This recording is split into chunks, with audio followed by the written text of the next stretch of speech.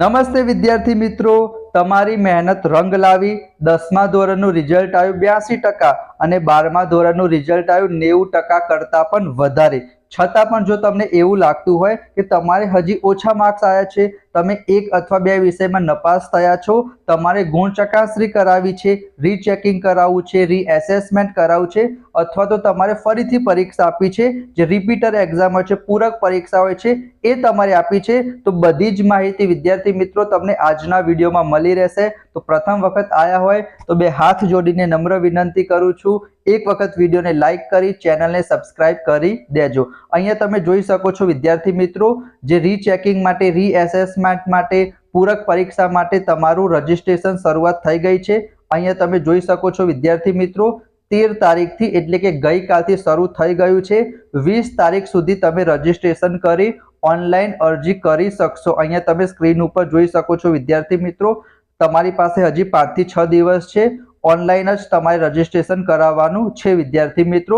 જે official website અહીંયા તમે જોઈ શકો છો, www.gseb.org ઉપર તમારે રજીસ્ટ્રેશન કરાવવાનું છે.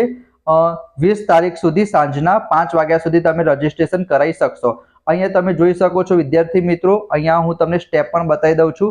સૌથી પહેલા તમારે શું કરવાનું છે, અહીંયા તમે જોઈ શકો છો શું લખ્યું છે કે માર્ચ 2024ની ધોરણ 10ની પરીક્ષાની ગુણ ચકાસણીની અરજીઓ મોકલવાની કાર્યવાહી બાબત. એટલે કે તમને લાગતું હોય કે તમારે ઓછા માર્ક્સ છે, એક વિષયમાં ફેલ છો, બે વિષયમાં ફેલ છો, તો તમે શું કરી શકશો, એને વધારી શકશો. બરાબર, વધી શકે છે, ચાન્સીસ છે. એના માટે શું લખેલું છે કે અરજી કરવા માટે ઓફિશિયલ વેબસાઇટ ઉપર તમારે જવાનું, ગુણ ચકાસણી લખેલું હશે એના ઉપર ક્લિક કરવાનું, રજીસ્ટ્રેશન કરવાનું, બેઠક નંબર નાખશો તમારો જે કંઈ પણ હશે એટલે તમને બધી વિગત દેખાઈ જશે. એના પછી તમારે જે વિષયમાં ગુણ ચકાસણી કરાવવાની હોય એની સામે તમારે ટીક કરી દેવું. અને ફી કેટલી છે, એક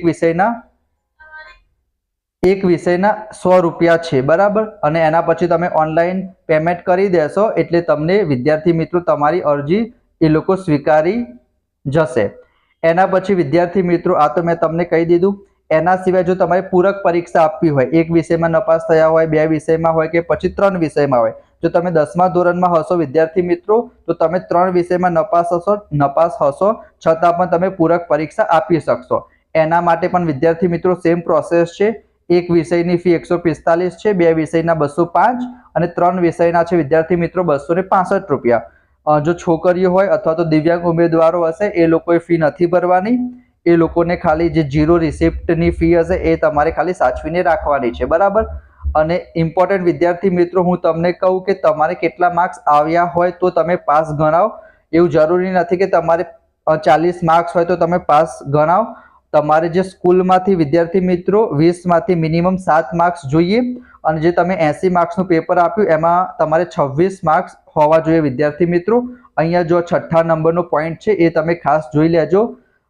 આંતરિક સ્કૂલમાંથી 20માંથી ઓછામાં ઓછા 7 અને બોર્ડમાં 80માંથી તમારે 26 માર્ક્સ હોવા જોઈએ.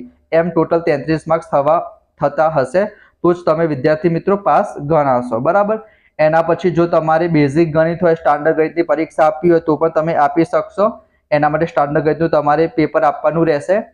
12મા ધોરણમાં પણ વિદ્યાર્થી મિત્રો શરૂ થઈ ગયું છે. ગુણ ચકાસણી કરાવી હોય, પૂરક પરીક્ષા આપવી હોય, તો જે કંઈ પણ વિદ્યાર્થી મિત્રો શેર કરવાનું હતું મેં શેર કરી દીધું. છતાં પણ તમને કંઈ ના સમજાયું હોય તો કોમેન્ટ બોક્સમાં કોમેન્ટ કરીને જણાવો, તો એના ઉપર પણ હું તમને વિદ્યાર્થી મિત્રો સમજાવી દઈશ. આવી જ અપડેટ વિદ્યાર્થી મિત્રો તમને મળતી રહેશે. તમારી ચેનલ છે તો સબસ્ક્રાઇબ કરીને નોટિફિકેશન ઓન કરી દેજો.